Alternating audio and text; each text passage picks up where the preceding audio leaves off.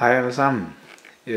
I dag vil jeg vise jer min nye fjernstyret Porsche Cayenne Turbo. Den købte jeg jo fordi at jeg ville have et eller andet at lege med.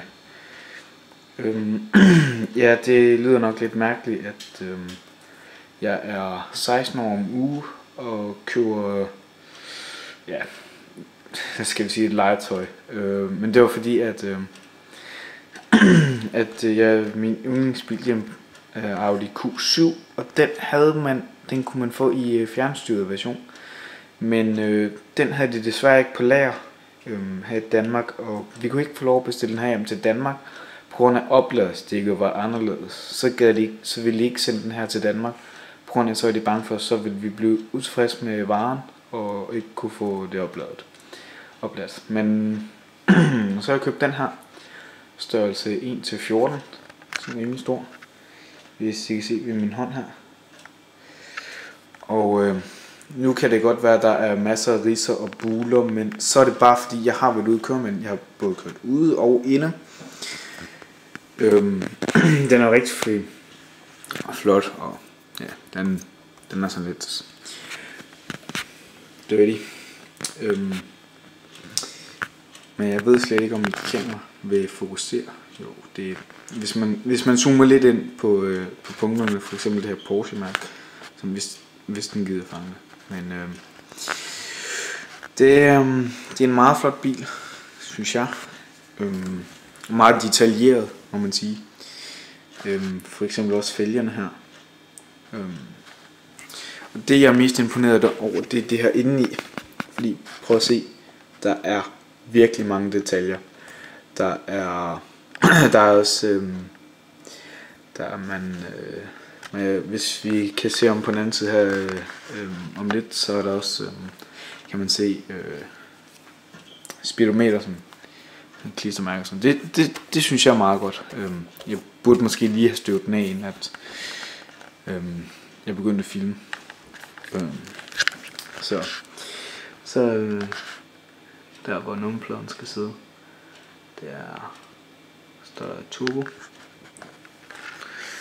Og hvis vi lige tager og vender bilen om her, I kan se den er rimelig stor. Jeg går der alle sammen igen. Undskyld en lille afbrydelse, men hukommelseskortet var fuldt ud lige slettet på billeder. Så nu må jeg se at gøre filmen færdig.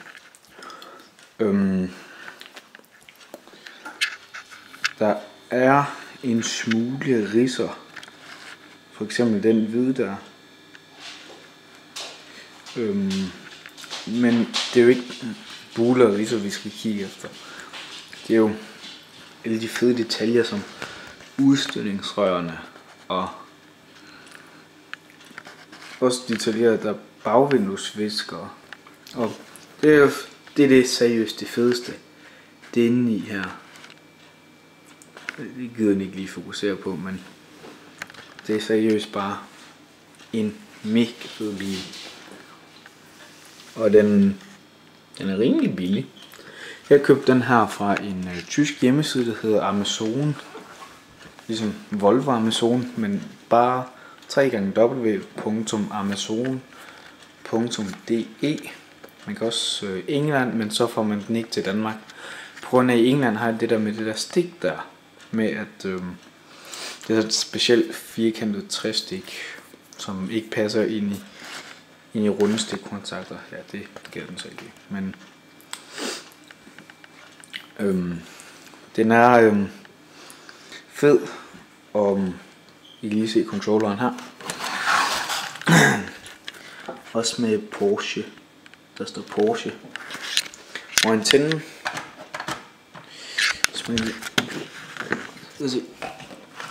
Kan man køre antennen ud her.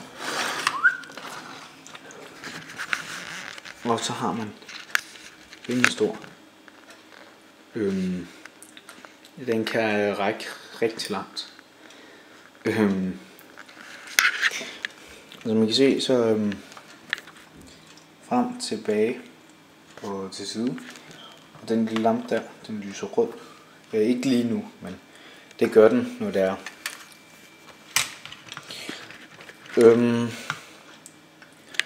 til batterier, til controller og bil. I controlleren bruges der ganske normalt firkantet 9 volts batteri. Og det står på brugsvejledningen, hvordan det sættes i og det hele. Så det er super. Og husk, at der er under off-knap her på lige der. Til at tænde controlleren, nu kan I se, nu er der lys i pæren. Og hvis vi lige vender bilen om på ryggen, der er et skilt, vi har fået pillet af. Her det er til hvordan hjulene de skal køre. Herinde bagved, der sidder der 5 AA batterier. Jeg har bare købt nogle ned i Dagligbrugsen i Ølgod. Bare sådan, jeg har købt en hel masse af dem. Nej, prøv at vent. Det var de firkantede batterier, den der, som jeg købte i Dagligbrugsen i Ølgod.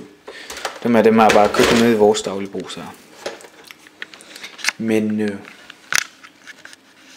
nu vil jeg lige prøve at tage en testkørsel af den her rigtig fede Porsche Cayenne her. Så jeg griber controller og ser at komme i gang.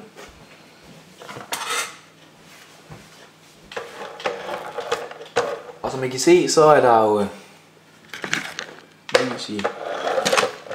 lys i gælder selvfølgelig også bagved, når den bakker her.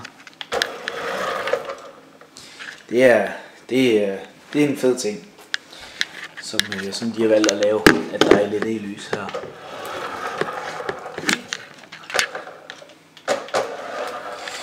Og den har sådan lidt mærkelig lyd, når den drejer. Jeg lige prøve at se her.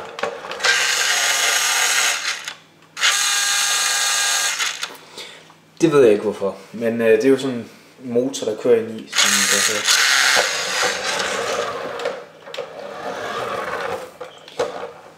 hedder. Men jo, ellers så er det jo bare en mega fed bil.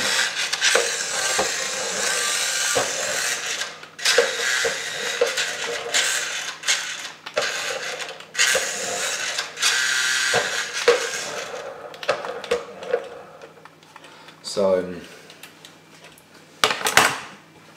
det kan i hvert fald helt klart anbefales, at man vælger en bil inden fra Amazon. Se alle de detaljer herinde. Også noget af det jeg godt kan lide, det er hvis vi lige prøver at vende bilen lidt. Jeg ved ikke om I kan se det, men der er faktisk Porsche logo på nakkestyrterne derinde. Det er en fed ting, synes jeg. Så jeg håber da helt sikkert, at der er andre, som der vælger at købe en bil. Og så må I jo sige, hvad I synes om den. Men indtil videre, så synes jeg, at det er en dejlig bil. Nu hvor man ikke bliver en 18 endnu. Jeg er i gang med at tage knallkørekort. Så jeg må vente lidt med det bilkørekortsdags der. Ikke også. Nej, det er nyt kamera jeg har fået her. Canon. Så det har jeg ikke lige fået testet helt 100%, men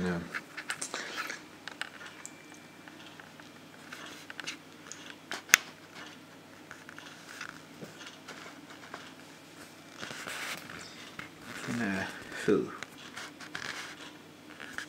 Porsche Turbo.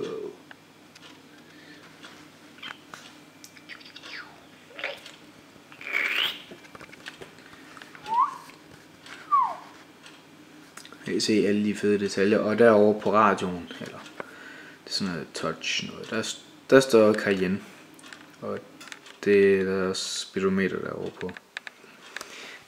Men bare rigtig mange fede detaljer i sådan en vogn her, synes jeg. Det er Det vil jeg sige, det er et dejligt køb, sådan et her. Så. Sådan kan jeg den der. Men det er jo op til jer.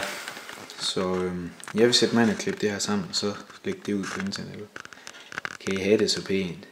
Hej så hej.